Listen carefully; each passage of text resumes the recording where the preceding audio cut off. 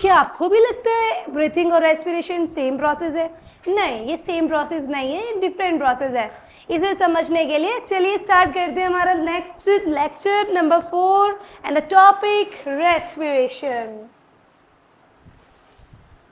तो my dear students, अगर आपको अभी तक ये लग रहा है कि मैम रेस्पिरेशन और ब्रीथिंग दोनों सेम प्रोसेस है, तो आप बिल्कुल ही गलत है। और अगर आपको ये लग रहा है दोनों डिफरेंट प्रोसेस है, तो बिल्कुल सही है। तो जिनको नहीं पता है उनको सही करने के लिए कंटिन्यू रहिए रेस्पिरेशन के साथ और मेरे साथ। चलिए स्टार्ट करते हैं। द प्रोसेस, पहले थोड़ा सा डिफरेंस देखते हैं इनमें एक बार, जस्ट ए मिनट। पहले यहाँ से शुरू करते हैं ना, ताकि हमें डिफरेंस पता चले, फिर हम रेस्पिरेशन को पढ़ेंगे। सांस लीजिए, सांस छोड़ दीजिए। This is called breathing. ये क्या होता है? ब्रीथिंग। और इस आपने जो ऑक्सीजन को इनहेल किया और किसको एक्सेल किया? CO2 को एक्सेल किया, that process is called breathing. यहाँ पे देखिए definition, the process of excelling and inhaling the air in and out of the lungs is called breathing. ठीक है, आपने क्या करते हैं गैसेस एक्सचेंज में, हम लोग क्या करते हैं? ऑक्सीजन को इनटेक करते हैं और कार्बन डाइऑक्साइड को एक्सेल करते हैं। ठीक है, अब ये जो ऑक्सीजन जो है, ऑक्सीजन कहाँ जाएगी? आपके ब्लड में जाएगी। और ब्लड में जाने के बाद में इस ऑक्सीजन का ब्रेक डाउन किया जाता है, तोड़ा जाता है फूड के साथ में एनर्जी ऑब्टेन करने के लिए। That process is called respiration. समझ में आया? ब्रीथिंग मतलब ऑक्सीजन को इनहेल करना और कार्बन डाइऑक्साइड को एक्सेल करना। और वहीं पे रेस्पिरेशन क्या होता है? ऑक्सीजन का फूड के साथ में ब्रेक डाउन या उन दोनों को के थ्रू एनर्जी ऑब्टेन करना इज कॉल्ड रेस्पिरेशन। देखिए, process of breaking down of glucose to produce energy in the form of ATP is called respiration. ठीक है, दूसरा ब्रीथिंग जो होता है वो हमारे लंग्स में होता है, और रेस्पिरेशन जो होता है वो कहाँ होता है बेटा? वो हमारी ऑल सेल्स में, यानी हमारी पूरी सेल्स में होता है। ठीक है, नेक्स्ट है ब्रीथिंग एक फिजिकल प्रोसेस है और जो रेस्पिरेशन है वो एक केमिकल प्रोसेस है। ठीक है, समझ में आ गया आपको यहाँ तक?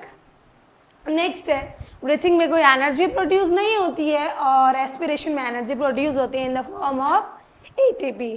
ठीक है बेटा, आगे कंटिन्यू करें। तो चलिए, समझ में आया क्या रेस्पिरेशन और ब्रीथिंग में क्या डिफरेंस है?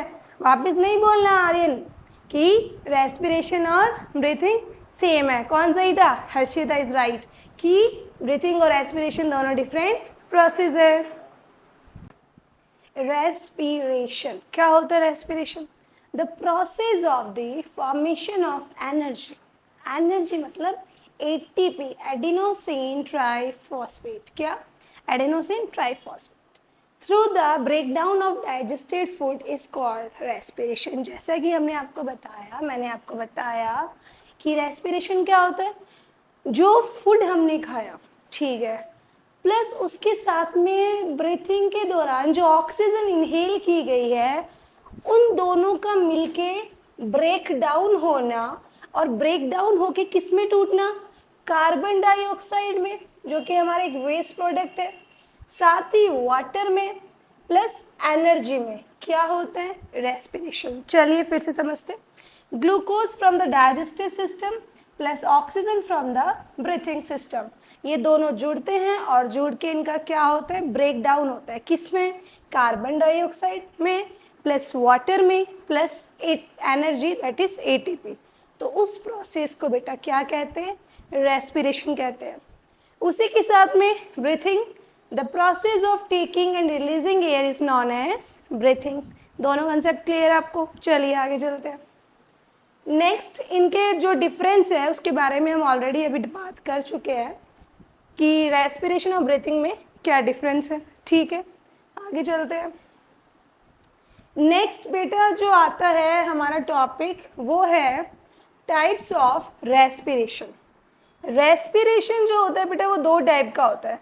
एक होता है आपका एरोबिक रेस्पिरेशन और एक होता है आपका एनएरोबिक रेस्पिरेशन।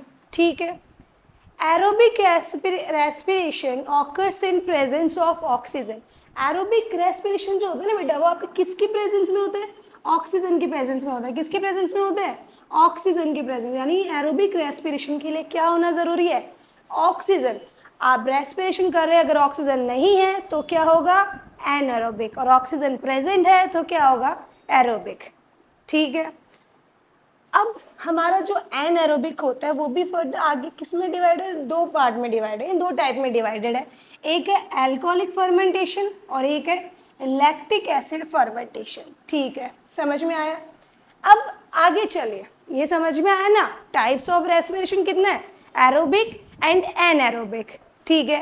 एरोबिक कब होगा? जब ऑक्सीजन प्रेजेंट होगा। एनएरोबिक कब होगा? जब ऑक्सीजन प्रेजेंट नहीं होगा। ठीक है। इसी के साथ में जो एनएरोबिक है वो कितने टाइप का है? दो टाइप का, alcoholic fermentation and lactic acid fermentation. चलिए आगे देखते हैं। अब ये रेस्पिरेशन कैसे होता है? चलिए पहले पता है ना क्या होता है? ब्रेक डाउन ही हो रहा है ना, ग्लूकोज का ब्रेक डाउन ही हो रहा है ऑक्सीजन को साथ में लेते हुए। 6 कार्बन मॉलिक्यूल, याद है ना, C6H12O6 ग्लूकोज। ये जो ब्रेक डाउन होता है वो किस में होता है? सेल के साइटोप्लाज्म में होता है। ठीक है। और इस ब्रेक डाउन के प्रोसेस को क्या बोलते हैं? ग्लाइकोसिस। क्या बोलते हैं? ग्लाइकोसिस। ये ब्रेक डाउन होकर किस में कन्वर्ट हो जाता है? पायरुवेट। पायरुवेट क्या है बेटे? एक सब्सटेंस है, कंपाउंड से ग्लूकोज एक कंपाउंड है, वैसे ही पायरुवेट भी एक कंपाउंड है, जिसमें जैसे ग्लूकोज में कितने कार्बन प्रेजेंट है? 6। और कार्बन में कितने, पायरुवेट में कितने कार्बन प्रेजेंट है? 3। ठीक है। अब यहाँ पे क्या हुआ? ग्लूकोज का ब्रेक डाउन हो गया। अब ये ग्लूकोज का ब्रेक डाउन 3 कंडीशन के साथ में हो रहा है। ठीक है। अब्सेंस ऑफ ऑक्सीजन किस में होगा? ईस्ट एक तरीके की क्या है? फंजाई है। क्या है? फंजाई है। ठीक है। लैक ऑफ ऑक्सीजन ये किस में हो रहा है? हमारे मसल्स में। ठीक है। लैक ऑफ ऑक्सीजन मतलब जितना ऑक्सीजन हमें चाहिए उतना ऑक्सीजन ना मिलके जब रेस्पिरेशन हो रहा है तो वो कौन सा रेस्पिरेशन होगा? Lactic acid fermentation. और in proper absence of respiration हो रहा है वो कौन सा रेस्पिरेशन होगा? Alcoholic fermentation. समझ में आया?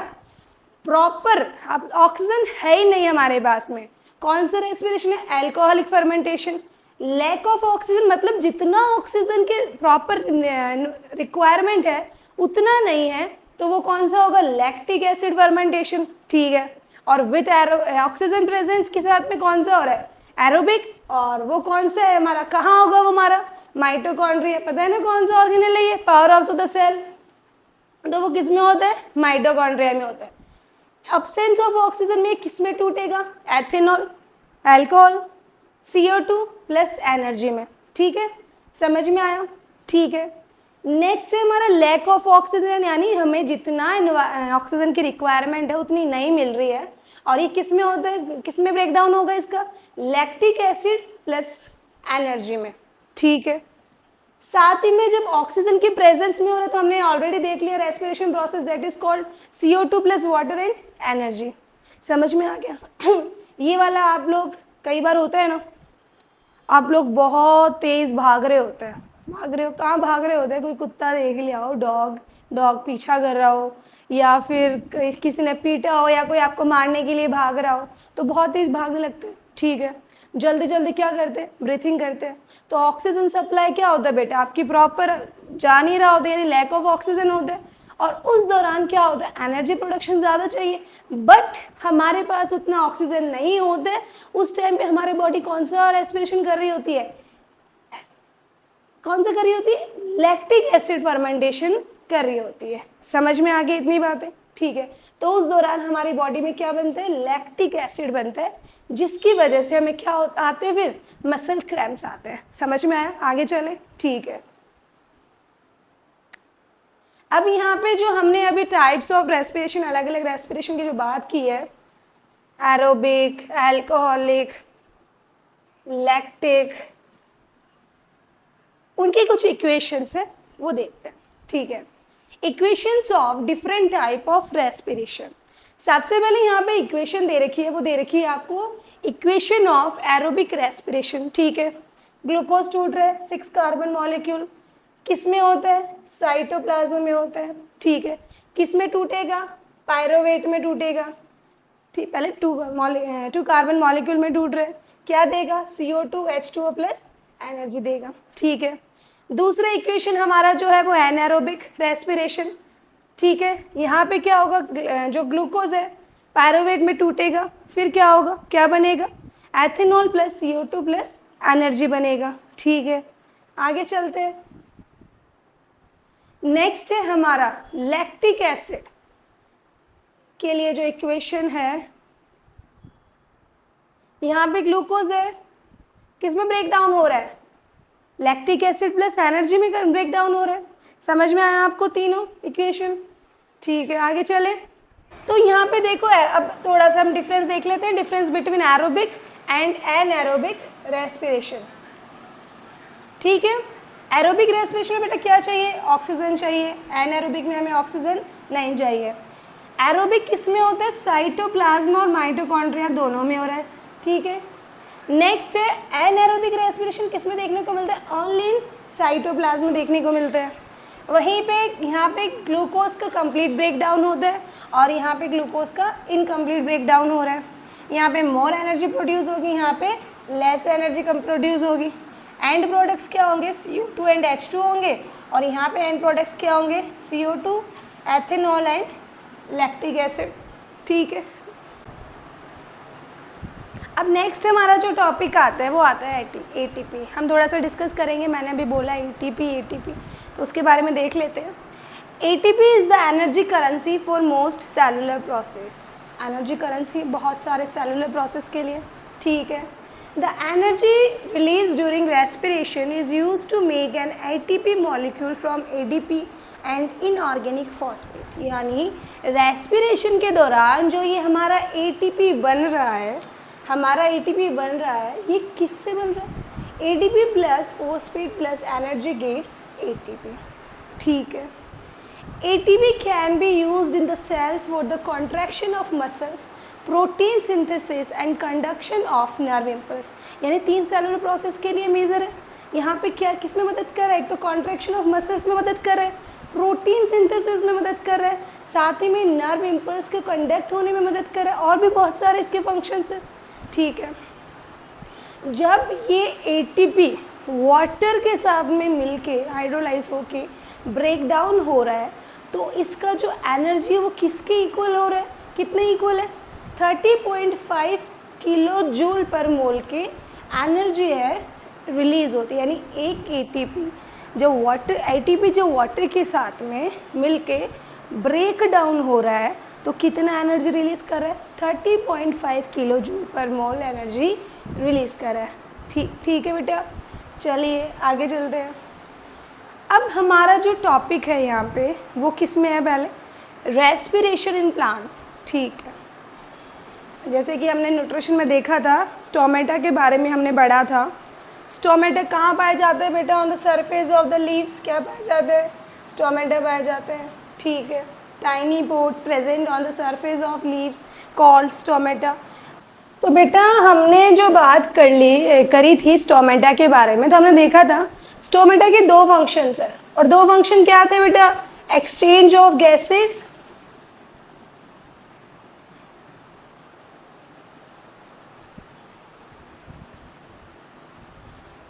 क्या हो रहा है, एक्सचेंज ऑफ गैसेस, पूरा ही चला जा भाई तू।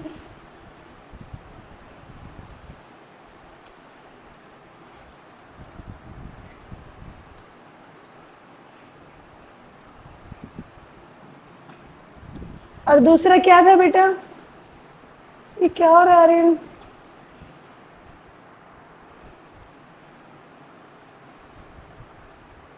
एक्सचेंज ऑफ गैसेस, और दूसरा था हमारा क्या, transpiration.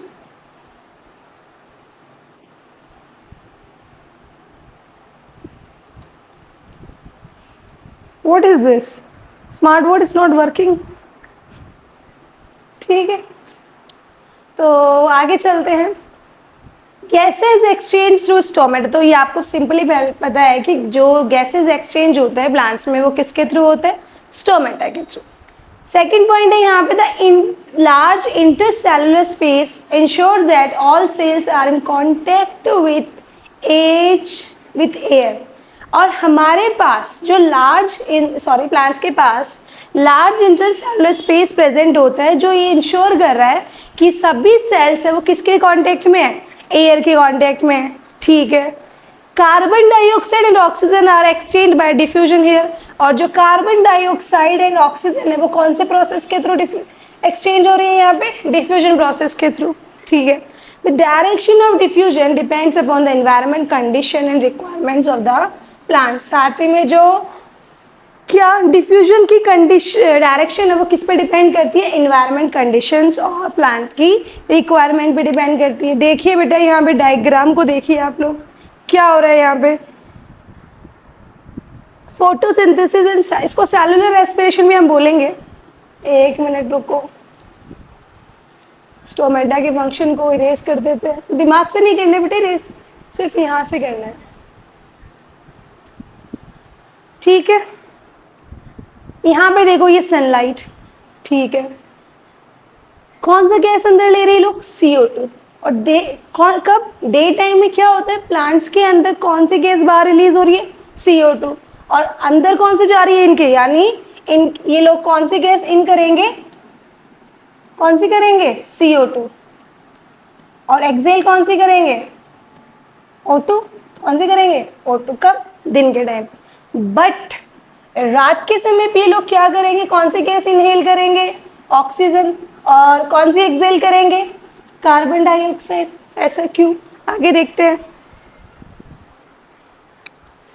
Why plants take O2 and release CO2 during night, ठीक है। Photosynthesis take place during day while respiration take place both in day and night। बेटा जो फोटोसिंथेसिस होता है ना प्लांट्स में, वो कब होता है, सिर्फ दिन के समय में होता है, बट रेस्पिरेशन तो इनको डे और नाइट दोनों में करना पड़ेगा, ठीक है। आगे देखो, in day time during photosynthesis plants take CO2 and release O2। Day time में प्लांट्स क्या करते हैं, CO2 लेते हैं और O2 क्या करते हैं, बाहर रिलीज कर रहे हैं, ठीक है। In the process of respiration running parallel to photosynthesis, parallel to photosynthesis मतलब ये डे मतलब फोटोसिंथेसिस के साथ साथ भी हो रहा है। Plants take O2 and release CO2, ठीक है, प्लांट्स O2 लेते हैं और रिलीज क्या कर रहे हैं, CO2। The CO2 released by respiration is inhaled again by stomata for photosynthesis, and this process continually going on, but during night only respiration take place in plants because for photosynthesis light energy is required। ठीक है, मेरी बात सुनना, समझने की कोशिश करें, confuse नहीं होना है। दिन के समय में क्या हो रहा है बेटा, डे टाइम में क्या हो रहा है, फोटोसिंथेसिस और रेस्पिरेशन दोनों हो रहे हैं, ठीक है। बट नाइट में क्या हो रहा है, सिर्फ क्या हो रहा है यहाँ पे नाइट में, रेस्पिरेशन हो रहा है। क्या हो रहा है, रेस्पिरेशन हो रहा है। समझ में आया आपको, क्यों रात में फोटोसिंथेसिस क्यों नहीं होगा, क्योंकि रात में क्या नहीं है, लाइट नहीं है, नो लाइट, और लाइट बिना क्या फोटोसिंथेसिस होता है, क्या नहीं होता है, ठीक है। दिन के समय में जो plant the CO2 release by respiration is inhale, जो CO2 रिलीज की जा रही है प्लांट्स के थ्रू, वो उसको क्या कर लेते हैं, प्लांट्स इनहेल कर लेते हैं उसी स्टोमेटा के थ्रू वापस, और अपना रेस्पिरेशन प्रोसेस क्या कर लेते हैं, कंटिन्यू कर रहे हैं। भाई एक तरफ प्लांट जो हो रहे हैं O2 ले रहे हैं और CO2 रिलीज कर रहे हैं, और उसी CO2 को वापस उसी स्टोमेटा के थ्रू क्या कर लेते हैं, वो इनहेल कर लेते हैं। कौन से प्रोसेस के लिए, रेस्पिरेशन प्रोसेस के लिए, ठीक है। आगे देखिए क्या लिखा है, due to only respiration during night plants take in O2 and release CO2, and due to absence of photosynthesis during night no CO2 is absorb by the stomata. तो रात के दौरान फोटोसिंथेसिस नहीं होता है, तो CO2 रात के दौरान इनमें एब्जॉर्ब नहीं होता है। क्या एब्जॉर्ब किया जाता है, ऑक्सीजन, ठीक है। आगे चले, अब हमारा next topic, important topic next कौन सा है, रेस्पिरेशन इन ह्यूमन बीइंग, मतलब हमारी बात करने वाले हैं अब हम। तो हमारी बात करने के लिए देखिए, सांस लेना is breathing up, break down is respiration, ठीक है। सबसे पहला पॉइंट जो है हमारा वो है, देखो, air enters in our body through nostrils. ये नाक, मुंह के ऊपर दो छेद पाए जा रहे हैं ना, उनको क्या बोलते हैं, नॉस्ट्रिल्स बोलते हैं, ठीक है। Exchange of gases take place in alveoli, और जिस तरीके से प्लांट्स में किसके थ्रू एक्सचेंज हो रहा था गैसेस का, स्टोमेटा का, तो स्टोमेटा के थ्रू, वहीं यहाँ पे किसके थ्रू, हमारे केस में किसके थ्रू होगा, एल्वियोलाई याद करो, balloon like structure, class 7th में याद होगा, ठीक है, आगे देख नहीं है तो भी पढ़ेंगे। Air reaches in alveoli from our nostril through a path which is as follows.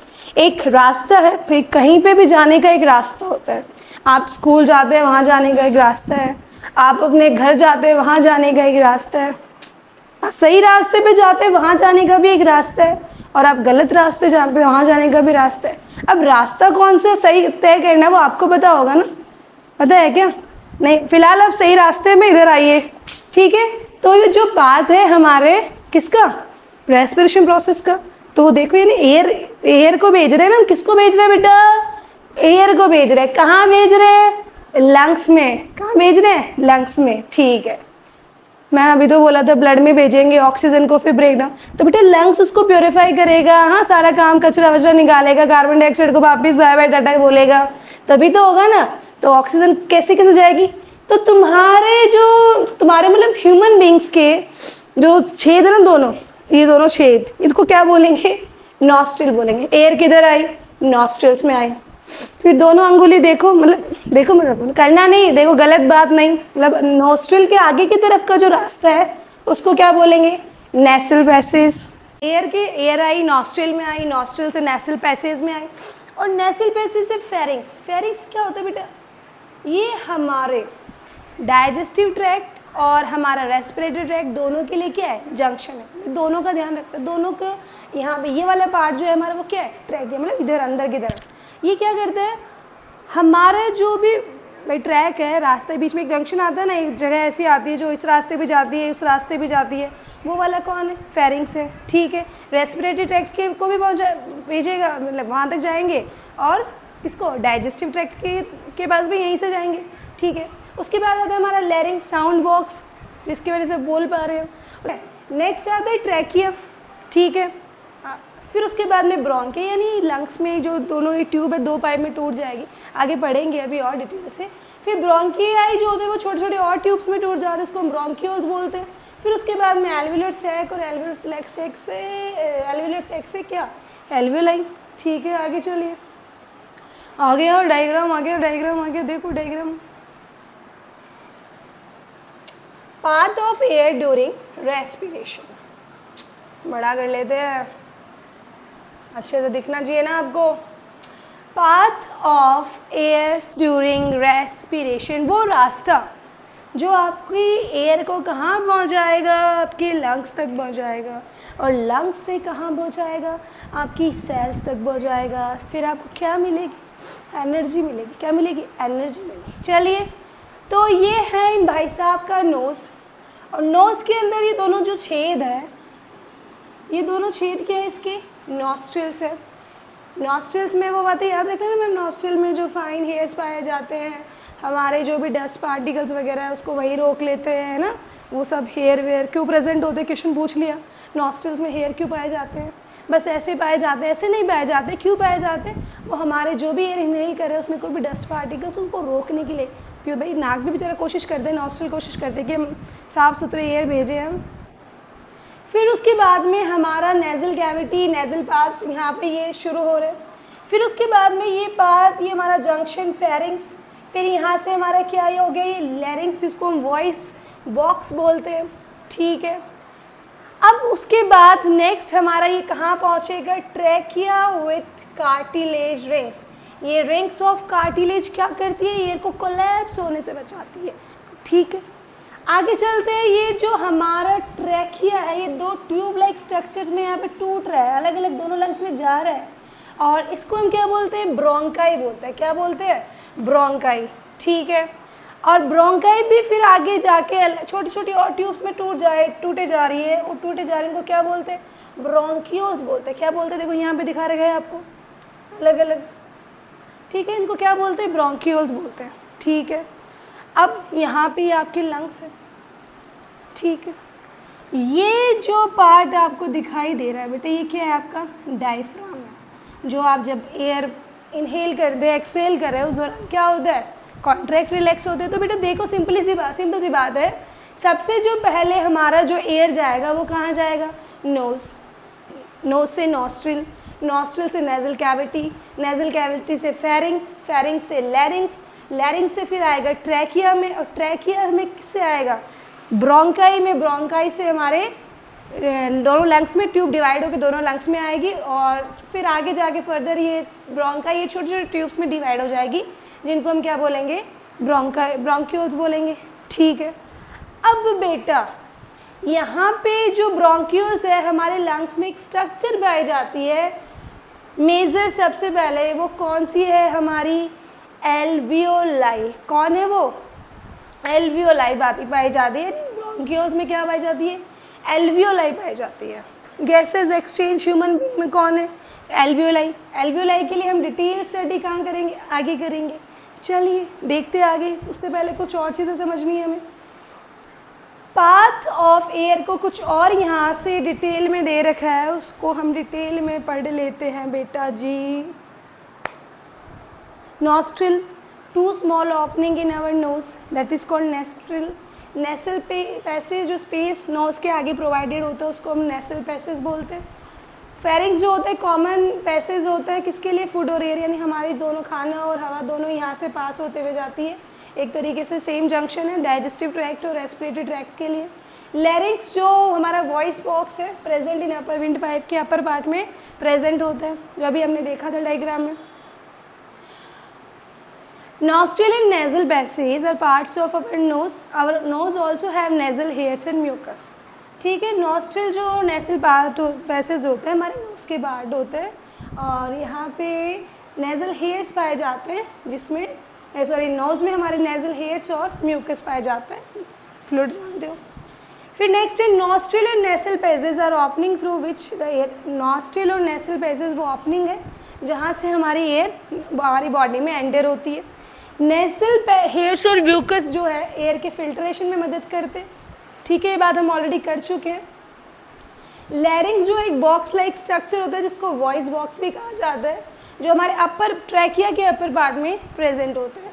Sound is produce when the air which Passage through the vocal cords causes them to vibrate and create sound waves in the pharynx, nose and mouth। अब यहाँ पे देखो एक और अच्छी बात लिखी है यहाँ पे, क्या लिखा है देखो, कहाँ गया, साउंड इज प्रोड्यूस। साउंड कब प्रोड्यूस होता है, जब हमारे वोकल कॉर्ड्स में क्या पास होती है, एयर पास होती है। क्या पास होती है बेटा, एयर पास होती है, और वो क्या क्रिएट करती है, वाइब्रेशन क्रिएट करती है, वाइब्रेट होती है, जिससे कि हमारे फेरिंग्स, नोज और माउथ पार्ट में क्या प्रोड्यूस होता है, साउंड प्रोड्यूस हो रही है। ना एयर हमारे साउंड को प्रोड्यूस करने में मदद कर रही है ना। चलिए आगे चले। पाथ ऑफ एयर, एक और आप लोग अगर थोड़ा और अच्छे से समझना चाहते हैं तो इसको देखिए। ठीक है बेटा, ये आपका नोज, यहाँ से नॉस्ट्रिल, ये आपका नेजल कैविटी, ये आपका फेरिंग्स, यहाँ पे आपका लोकेटेड आपका लैरिंक्स, अपर रेस्पिरेटरी सिस्टम है। ठीक है, आगे चलते।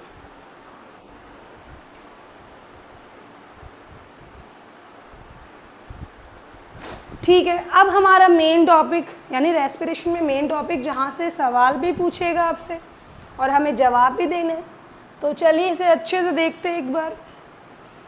Exchange of gases in alveoli, मैंने स्टार्टिंग में बताया था आपको, यानी जब टॉपिक स्टार्ट किया था तब बताया था कि हमारा जो एक्सचेंज है गैसेस का वो कहाँ होता है, एल्वियोलाई में होता है। एल्वियोलाई में होता है। एल्वियोलाई जो ब्रोंक्यूल्स में बैलून लाइक स्ट्रक्चर पाई जाती है उसे हम क्या कहते हैं, एल्वियोलाई पाती है बोलते हैं। ठीक है, इस एल्वियोलाई में क्या प्रेजेंट होते हैं, ब्लड वेसल्स प्रेजेंट होते हैं। इन ब्लड वेसल्स के थ्रू जो प्योर फॉर्म ऑफ एयर है यानी जो ऑक्सीजन है वो कहाँ जाएगी, ब्लड में जाएगी, और ब्लड के थ्रू कहाँ जाएगी, ब्लड वेसल्स के थ्रू जाएगी, फिर ब्लड के थ्रू कहाँ जाएगी, पूरे ऑल ओवर द सेल्स में जाएगी, और यहीं से वापस जो इम्प्योर एयर है मतलब कार्बन डाइऑक्साइड है उसको वापस नोज के थ्रू क्या कर दिया जाएगा, बाहर भेज दिया जाएगा। बेचारी कार्बन डाइऑक्साइड कोई लेना देना नहीं है, फालतू में ही अंदर आ रही है, फिर अंदर आके घूम घाम के ट्रैवल करने का काम है, कभी इधर कभी उधर, कोई नहीं रोक रहा इसको, नहीं रोक रहा ना। देखो अगर लाइफ में आपकी कोई वैल्यू नहीं होगी ना, मतलब आप कुछ होंगे नहीं, आपको कोई काम नहीं होगा, अगर हम कुछ भी काम नहीं करेंगे तो कोई वैल्यू नहीं है। सही बात है ना। किसका एग्जाम्पल ले लेंगे, कार्बन डाइऑक्साइड का। मैम बेचारी आ रही है, सारी मेहनत जैसे ऑक्सीजन कर रही है वैसे ही कर रही है, बट कुछ भी नहीं हो रहा ना। तो कुछ अपने अंदर कुछ ऐसा होना चाहिए, हमें किसी चीज़ पे ऐसी मेहनत करनी चाहिए जिसके थ्रू हमारी क्या हो, कोई वैल्यू हो। समझ रहे हो ना? काम हम लगातार कोई काम करे जा रहे, बट उससे कोई आउटपुट ही नहीं आ रहा ना। टीचर आपको पढ़ाए जा रहा है, बट आप पढ़ ही नहीं रहे हो, रिजल्ट आएगा क्या? नहीं आएगा। समझ में आई बात? तो कार्बन डाइऑक्साइड नहीं बनना, लाइफ में क्या बनना है? O2 बन रहा है। अब कोई बोलेंगे मैम आप कैसे बोल रहे हो ऐसे, कार्बन डाइऑक्साइड की वैल्यू है ना। कहाँ है कार्बन डाइऑक्साइड की वैल्यू? प्लांट्स में है ना बेटा। तो ये ज़रूरी नहीं है कि आप काम करे जा रहे हो तो आपका वैल्यू नहीं होगा, सही जगह काम करना होगा आपको। कार्बन डाइऑक्साइड हमारे केस में कोई इंपॉर्टेंस नहीं रखता, बट कहाँ रखता है? प्लांट्स में रखता है ना, उसी का यूज़ होकर फिर ऑक्सीजन बन रही है ना। सही जगह काम होना चाहिए, गलत जगह नहीं। आई होप समझ में आया हो। ठीक है, चलिए तो हम चलते हैं आगे नेक्स्ट हमारे एल्वियोलाई पे। Blood brings carbon dioxide CO2 from the rest of the body to be release into alveoli. अब ये ब्लड जाता है, सारे बॉडी से क्या कलेक्ट कर लेता है? कार्बन डाइऑक्साइड कलेक्ट कर लेता है। देखो ये आ गया कोई एक तुम्हारी बॉडी का दुश्मन आ गया, चलो एल्वियोलाई के पास भेज दे, अब भी तुझे निकाल देगी नोज के बाहर। चलिए, oxygen in the alveolar sac is taken up by the blood in the blood vessels. अब एल्वियोलर सैक में जो हमारा ऑक्सीजन है, ऑक्सीजन भैया का बड़े काम का है, तो बड़े इसको लाड प्यार से क्या किया जाता है? एल्वियोलर सैक से उठाया जाता है और वहाँ से कहाँ भेज दिया जाता है? ब्लड में भेज दिया जाता है। और ब्लड इसको कहाँ ले जाएगा? कंप्लीट सेल्स में लेके जाएगा। ठीक है, आगे क्या बोल रहे हैं? Oxygen is transported to all the cells in the body with the help of haemoglobin. नाम सुना है ना हीमोग्लोबिन? हाँ सुना है। तो वो हीमोग्लोबिन किस में प्रेजेंट होता है? रेड ब्लड सेल में प्रेजेंट होता है। और ये हीमोग्लोबिन और ऑक्सीजन क्या होते हैं? दोनों अच्छे दोस्त होते हैं। कौन होते हैं? ऑक्सीजन और हीमोग्लोबिन, जैसे OH है ना। तो हीमोग्लोबिन और ऑक्सीजन क्या अच्छे दोस्त होते हैं, इसलिए ऑक्सीजन किसके साथ जाता है? हीमोग्लोबिन के साथ। और हीमोग्लोबिन किसका अच्छा दोस्त होता है? रेड ब्लड सेल का। किस में पाया जाता है? Red blood cell. यानी हमारी रेड ब्लड सेल किस में मदद कर रही है? ऑक्सीजन को कैरी करने में मदद कर रही है। क्यों? क्योंकि RBC में कौन है? हीमोग्लोबिन है। और हीमोग्लोबिन किसका अच्छा दोस्त है? ऑक्सीजन का। समझ आया ना? तो मतलब ऑक्सीजन किसका दोस्त? हीमोग्लोबिन का। और हीमोग्लोबिन किसका दोस्त? RBC का। समझ में आया? चलो अब देखो बेटा, यहाँ पे क्या हो रहा है? हमारा ऑक्सीजन कौन कैरी कर रहा है? हीमोग्लोबिन कर रहा है। ठीक है, अब हीमोग्लोबिन क्यों कैरी कर रहा है वो एक सवाल है। देखो समझते हैं कैसे।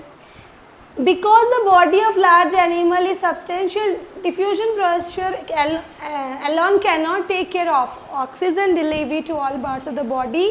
That is why our body has millions of red blood cells, RBCs, containing hemoglobin, which is respiratory pigment. ठीक है, एक हमें ये पता है कि हीमोग्लोबिन क्या है? हमारा रेस्पिरेटरी पिगमेंट है। ठीक है, haemoglobin binds to oxygen and the flow of blood oxygen is transported throughout the body. बेटा हमारा जो गैसेज जो है ना, हमारा जो बॉडी है वो बहुत ज़्यादा लार्ज है।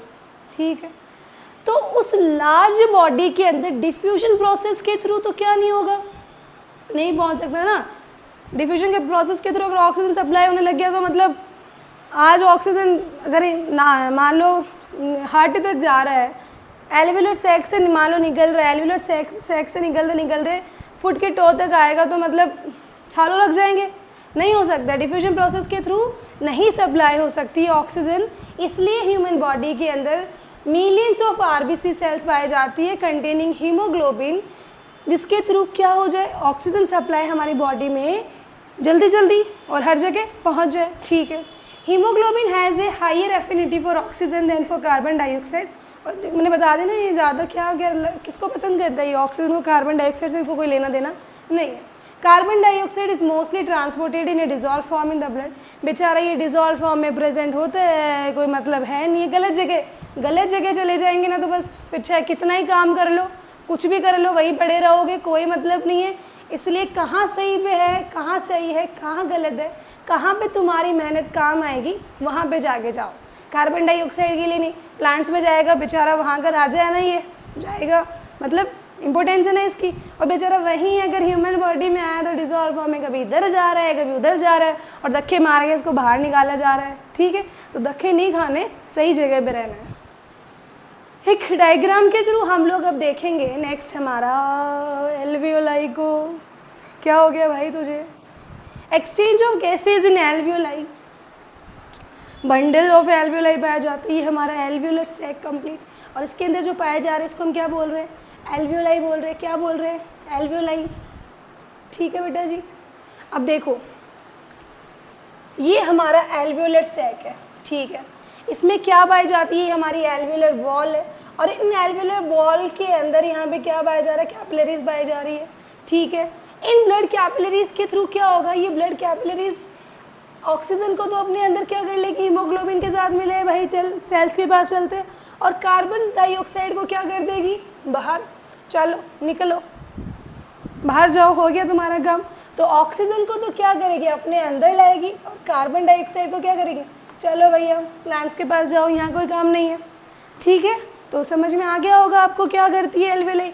ऑक्सीजन से दोस्ती, और कार्बन डाइऑक्साइड को जाओ भैया प्लांट्स के पास जाओ, यहाँ तुम्हारा कोई काम नहीं है, ठीक है। फिर आगे हमारा एक आता है नया टॉपिक, दैट इज़ कॉल्ड, देखा होगा ना एनसीईआरटी में आप लोगों ने, इनहेलेशन एंड एक्सहेलेशन। ये हम पढ़ेंगे कल, है ना। तो कल पढ़ेंगे क्योंकि आज के लिए इतना काफ़ी हो चुका है। तो जल्दी जल्दी से पढ़ाई शुरू कर दो, एग्ज़ाम सब बहुत ज़्यादा दूर नहीं है, और हमें बहुत सारी मेहनत करनी है, आपको भी और मुझे भी। और इस मेहनत का मतलब तभी निकलेगा बेटा जब आप मेहनत करना शुरू कर देंगे, वरना एक हाथ से ताली नहीं बजती है। तो मैं पढ़ाते जाऊंगी और आपको पढ़ते जाना है। तो जल्दी जल्दी अपने नोट्स बुक्स को इकट्ठा करो, इकट्ठा करके उन पे पढ़ाई लिखाई शुरू करो, और क्या करना नहीं भूलना, यूट्यूब को सब्सक्राइब और इंस्टाग्राम को follow. Take care, bye bye, good night, see you.